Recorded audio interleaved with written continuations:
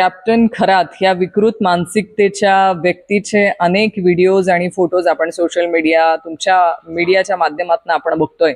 खरं या विकृत मानसिकतेच्या माणसासोबतचे ज्या ज्या लोकांचे व्हिडिओज आणि फोटोजही बाहेर आलेले आहेत, ह्या सगळ्या प्रकरणाची सखोल चौकशी होणं अपेक्षित आहे.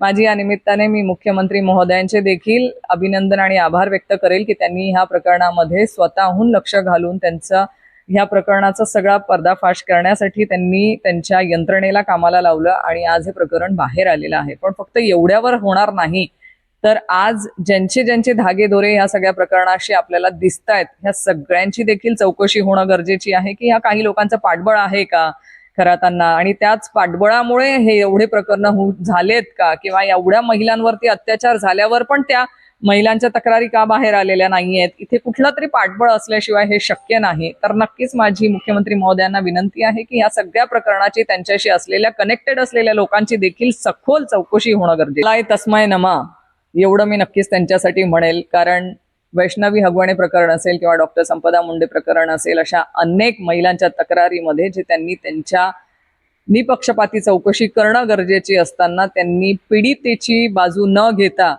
काही राजकीय लोकांना पाठीशी घालण्याचं जे काम किंवा जे दुष्कर्म त्यांच्या माध्यमातून घडलं होतं आणि त्याची त्यांना आजही ह्या बाबतीमध्ये परतफेड मिळते असंच मी त्यांना म्हणेल. कारण शेवटी आपण ज्या पदावर बसतो, ज्या संविधानिक पदावर बसतो, तेव्हा आपल्याला समोरच्याला न्याय देणं अपेक्षित असतं. पण ते न्याय न देता कुणाला तरी वाचवायचं आणि त्या पीडित महिलांवरती जो अन्याय झाला तो अन्याय शेवटी आज त्यांच्या या राजीनाम्याला मला असं वाटतं की त्याला त्यांनी जबाबदार झालंय.